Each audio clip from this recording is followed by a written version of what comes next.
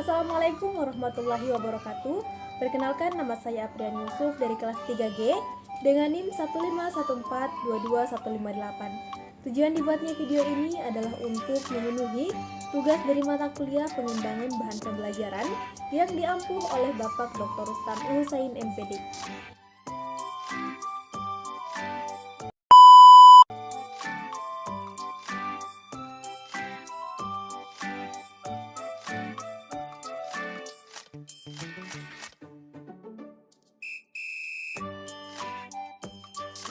Materi pertama, pengertian media pembelajaran video. Video pembelajaran adalah media untuk mentransfer pengetahuan dan dapat digunakan sebagai bagian dari proses belajar. Lebih interaktif dan lebih spesifik dari sebuah buku atau kuliah. Tutorial berusaha untuk mengajar dengan contoh dan memberikan informasi untuk menyelesaikan tugas tertentu. Kemudian menurut Shipiriana 2007, media video pembelajaran adalah media yang menyajikan audio dan visual yang berisi pesan-pesan pembelajaran, baik yang berisi konsep, prinsip, prosedur, teori aplikasi pengetahuan untuk membantu pemahaman terhadap suatu materi pembelajaran.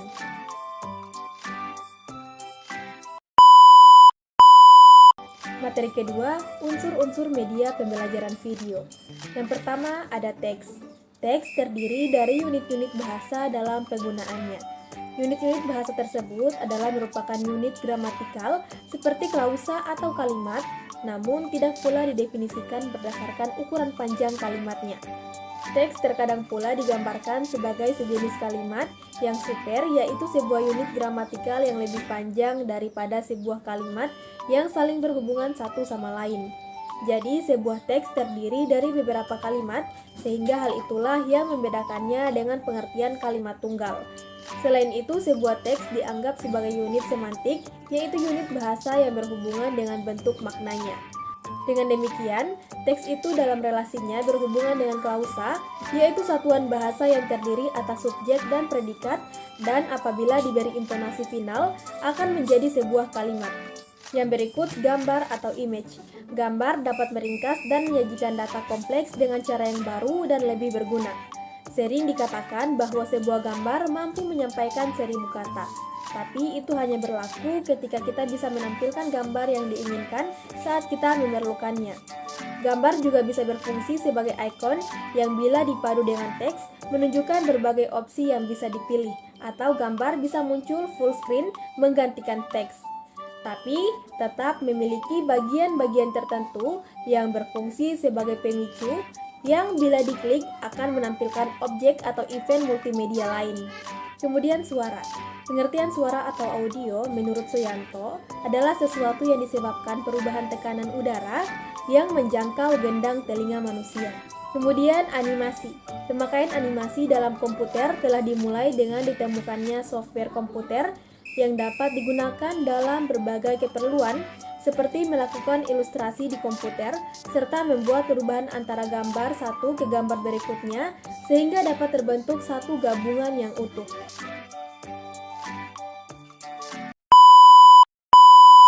Materi ketiga, karakteristik media pembelajaran video. Menurut Shipiriana pada tahun 2007, untuk menghasilkan video pembelajaran yang mampu meningkatkan motivasi dan efektivitas penggunaannya, maka pengembangan video pembelajaran harus memperhatikan karakteristik dan kriterianya. Karakteristik video pembelajaran yaitu yang pertama, clarity of message atau kejelasan pesan. Dengan media video, siswa dapat memahami pesan pembelajaran secara lebih bermakna dan informasi dapat diterima secara utuh, sehingga dengan sendirinya informasi akan tersimpan dalam memori jangka panjang dan bersifat retensi. Kemudian yang kedua, stand alone atau berdiri sendiri. Video yang dikembangkan tidak bergantung pada bahan ajar lain atau tidak harus digunakan bersama-sama dengan bahan ajar lain. Kemudian yang ketiga yaitu user friendly atau bersahabat, akrab dengan pemakainya. Media video menggunakan bahasa yang sederhana, kemudian harus mudah dimengerti dan menggunakan bahasa yang umum. Paparan informasi yang tampil bersifat membantu dan bersahabat dengan pemakainya, termasuk kemudahan pemakai dalam merespon, mengakses sesuai dengan keinginan. Yang keempat, representasi isi. Materi harus benar-benar representatif, misalnya materi simulasi atau demonstrasi. Pada dasarnya, materi pelajaran baik sosial maupun sains dapat dibuat menjadi media video. Yang kelima, visualisasi dengan media. Materi dikemas secara multimedia, terdapat di dalamnya teks, animasi, sound, dan video sesuai tuntutan materi. Materi-materi yang digunakan bersifat aplikatif, berproses, sulit terjangkau, berbahaya apabila langsung dipraktikkan, memiliki tingkat keakurasian tinggi. Yang keenam, menggunakan kualitas resolusi yang tinggi. Tampilan berupa grafis media video dibuat dengan teknologi rekayasa digital dengan resolusi tinggi, tetapi support untuk setiap sistem komputer. Kemudian yang ketujuh, dapat digunakan secara klasikal atau individual. Video pembelajaran dapat digunakan oleh para siswa secara individual, tidak hanya dalam setting sekolah, tetapi juga di rumah. Dapat pula digunakan secara klasikal dengan jumlah siswa maksimal 50 orang, bisa dapat dipandu oleh guru atau cukup mendengarkan uraian narasi dari narator yang telah tersedia dalam program.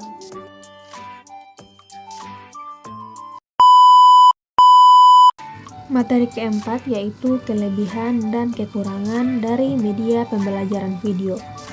Untuk kelebihannya, yang pertama dapat mengatasi jarak dan waktu. Yang kedua, mampu menggambarkan peristiwa-peristiwa masa lalu secara realistis dalam waktu yang singkat. Yang ketiga, dapat membawa siswa berpetualang dari negara satu ke negara lain dan dari masa yang satu ke masa yang lain. Yang keempat, bisa diulang-ulang bila perlu guna menambah kejelasan. Kemudian yang kelima yaitu pesan yang disampaikannya cepat dan mudah untuk diingat. Kemudian mengembangkan pikiran dan pendapat para siswa. Lalu mengembangkan imajinasi, kemudian memperjelas hal-hal yang abstrak dan memberikan penjelasan yang lebih realistis. Kemudian mampu berperan sebagai media utama untuk mendokumentasikan realitas sosial yang akan dibedah di dalam kelas. Dan yang terakhir yaitu mampu berperan sebagai storyteller yang dapat memancing kreativitas peserta didik dalam mengekspresikan gagasannya. Kemudian untuk kekurangan dari media pembelajaran ini, yang pertama, sebagaimana media audiovisual yang lainnya, video terlalu menekankan pentingnya materi daripada proses pengembangan dari materi tersebut. Kemudian, pemanfaatan media ini juga terkesan memakan biaya yang tidak murah, dan penayangannya juga terkait peralatan lain seperti video player, layar bagi kelas besar seperti LCD dan lainnya.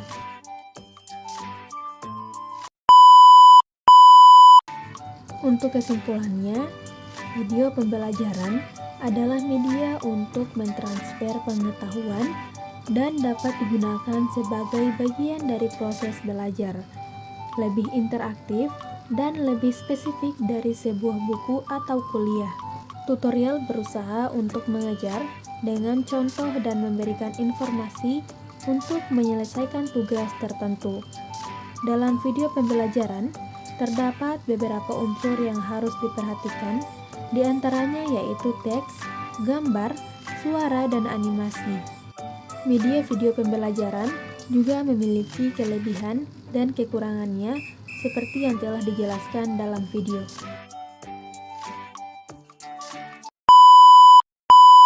Baik, mungkin itu saja materi yang dapat saya sampaikan. Mohon maaf bila terdapat banyak kesalahan dalam pengucapan kata. Billahi taufiq wal hidayah. Wassalamualaikum warahmatullahi wabarakatuh.